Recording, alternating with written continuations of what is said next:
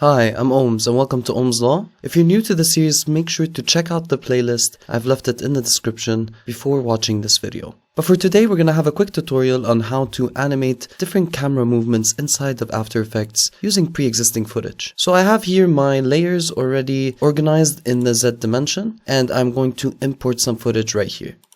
So I have this random footage I got online of someone typing on a keyboard, and I'm going to double click it, open it up in my footage folder here.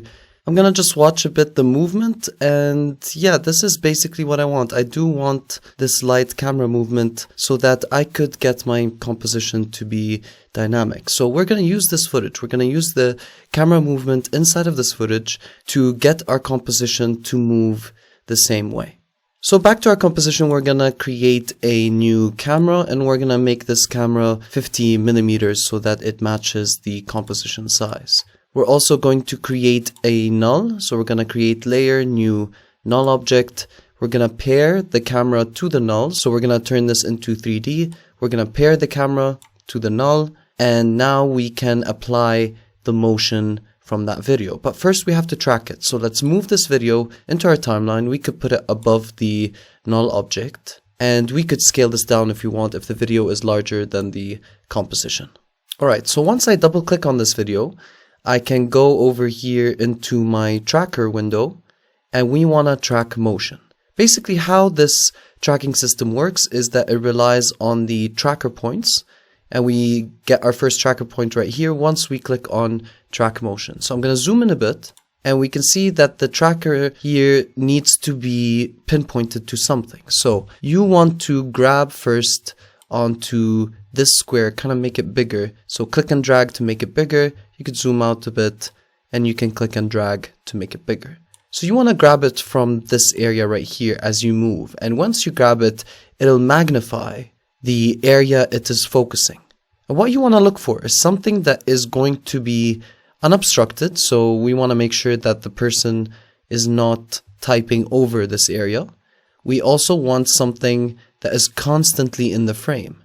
So maybe something that is like that. So something that is standing out. This is really in the case if you don't have tracker points on the footage, but it's better to get footage that does have tracker points. We're going to use this for now. So we're going to isolate on this area, and we don't want it to really track any motion outside of this parameter. So it's going to lock into this area, and it's going to track any motion around this area as well.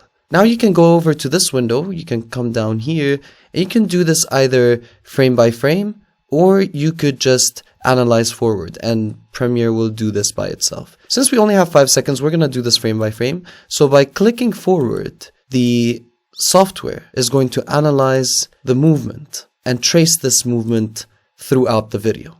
So after you've analyzed some of your footage, I'm just going to analyze about half a second here, we get these keyframes. So if we zoom into these keyframes, these are tracker points that we can copy onto our null object right here. So we're going to come into the settings here to edit target, and we are going to select null 2 as our target. So basically we're going to copy these points onto null 2, and we're going to press OK. So now once you press apply, it's going to ask us if we want to apply it in the X and Y dimensions, and we're going to press OK. And if we open up our transform settings in the null object, we can see that the position has now been altered. So we can delete the previous video, and now we see that the objects are moving in relation to one another, following the same tracker points that we had before. Now we can rearrange this, so we can either create a new null object whereby we drag all of these elements. We can also change the anchor point of the null for the camera. So we can come in here,